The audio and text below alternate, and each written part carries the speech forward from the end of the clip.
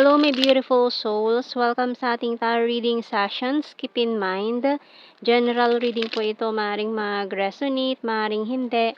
Kunin nyo na lang po kung para sa inyo and leave the rest. Maaaring mag-shift energies or magkabaliktad ang sitwasyon.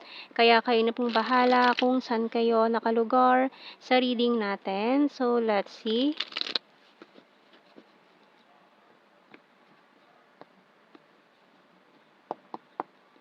So, tingnan natin. We have here the Nine of Cups, the High Priestess, Nine of Wands, Three of Swords, Nine of Pentacles, the Lovers, Eight of Cups, and the Two of Cups. And yung bottom card natin, Seven of Pentacles. Okay. So, may specific signs tayo dito ng strong Pisces and Gemini. Okay, so kung may someone dito na nag-walk away sa buhay mo with the Eight of Cups, so malaking struggle. Nag-struggle ka ng sobra dito sa pangyayaring ito. And parang nahirapan ka na tanggapin, i-accept itong katotohanan na ito na talagang itong taong to, maaaring minahal mo siya ng sobra and hindi niya na napantayan yung pagmamahal na yon na ibinigay mo sa kanya. No? So, tingnan natin anong message itong Archangel na to. Kung iniinda mo pa rin hanggang ngayon.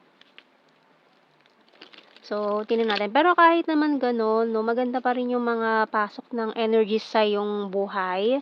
And lalo na sa iyong career. Maganda naman, parang naging blessings in disguise pa nga itong breakup na nangyari or heartache, no? So, kung nagkaroon ka ng heartache dito sa pangyayaring ito, nasaktan ka dahil, kumbaga, iniwan ka nitong taong to or kung ano man tong energy na nangyari na nagpasama ng loob mo, nasaktan yung puso mo, yung damdamin mo. So, kahit ganun, parang naging blessings in disguise pa rin yung nangyari. No, dahil maganda yung pasok ng blessing sa buhay mo ngayon. So we have here compassion by Archangel Zadkiel. Soften your heart with respect to this situation and all the people involved, including yourself. So wag mong pahirapan yung sarili mo, ha? Be good on yourself, especially on yourself. Ayan. So wag ka naman maging harsh sa sarili mo. Wag mong sisihin yung sarili mo sa nangyari. So, tingnan natin sa ating mga signs and symbol cards.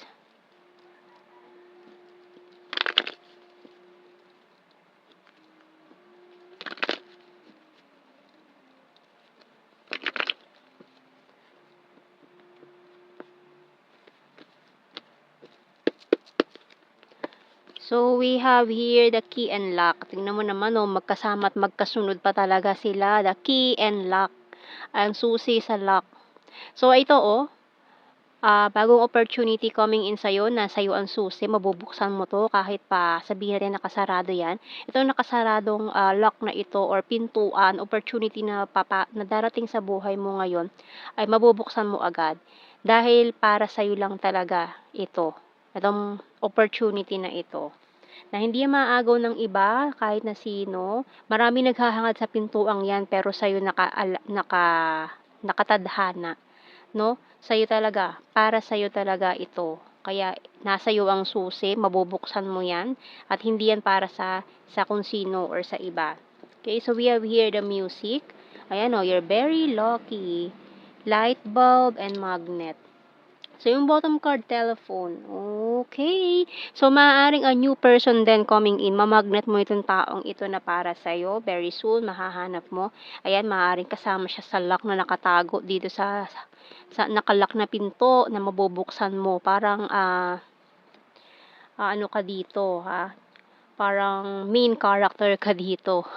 O, di ba? So, lahat, ang dami nagtangka na buksan ng pintuang yan, pero nasa iyo lang pala ang susi. O, di ba? So, ikaw lang pala makakapagbukas niyan. Malaking opportunity na yan. Or, kumbaga, treasure box, no? Para sa'yo pala talaga. Ayan. So, tinan natin. Yung hinihintay mong tawag with this telephone, ayan. Talagang sasayo pa rin ang tadhana ngayon. Ikaw ang papanigan, okay? So, caught in the middle. So, ayan, for some of you, parang maano kayo dito, between two decision making, caught in the middle ka, or pwede ring two persons ito, caught in the middle ka. Kasi maaaring new person darating sa buhay mo, and maaaring itong tao na nanakit sa'yo before, or pwedeng recently lang ito na nangyari. Maaaring magparamdam ulit yan sa'yo. Okay, so we have here, honesty is the best policy. Please accept my cup of love. Pero mukhang malakas ang energy ng new person dito.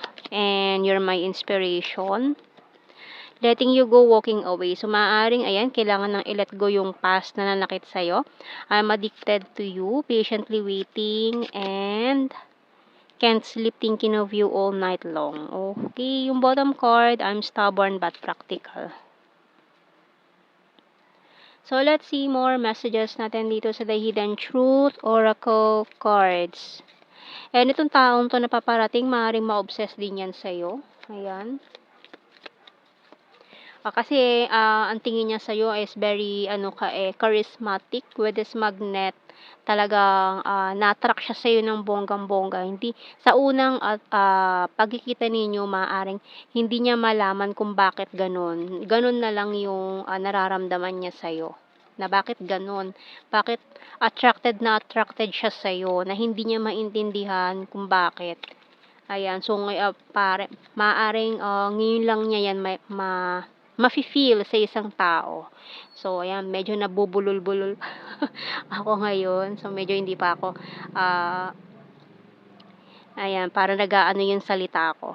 So, we have here, I'm becoming a better person.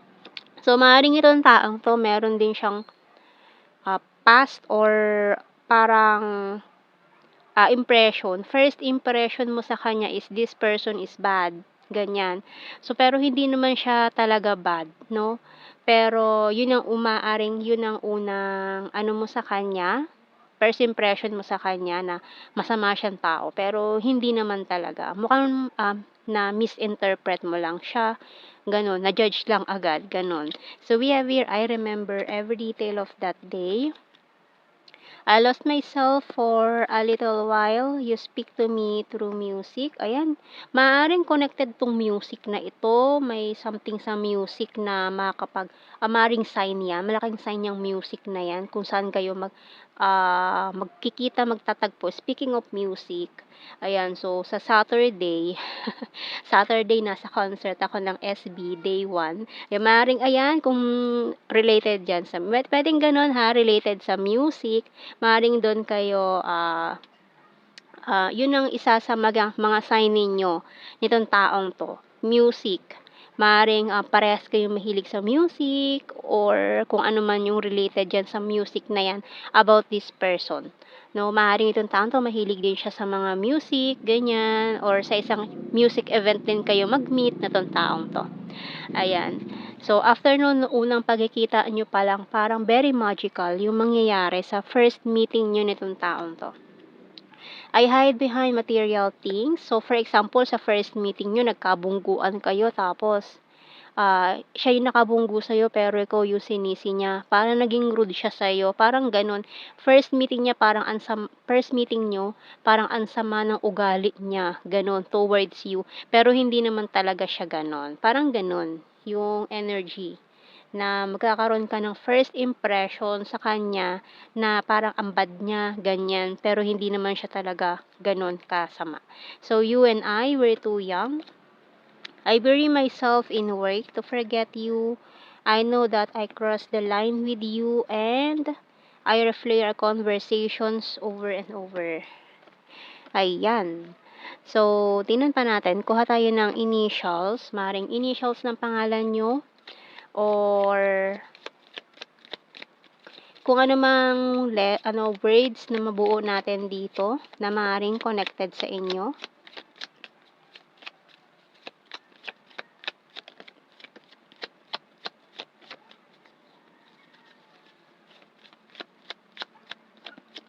So, sino mga attend ng concert dyan?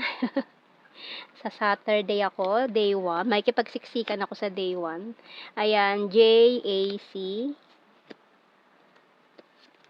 PZG, W, I, F, Q, and M. Bottom card is L. Okay.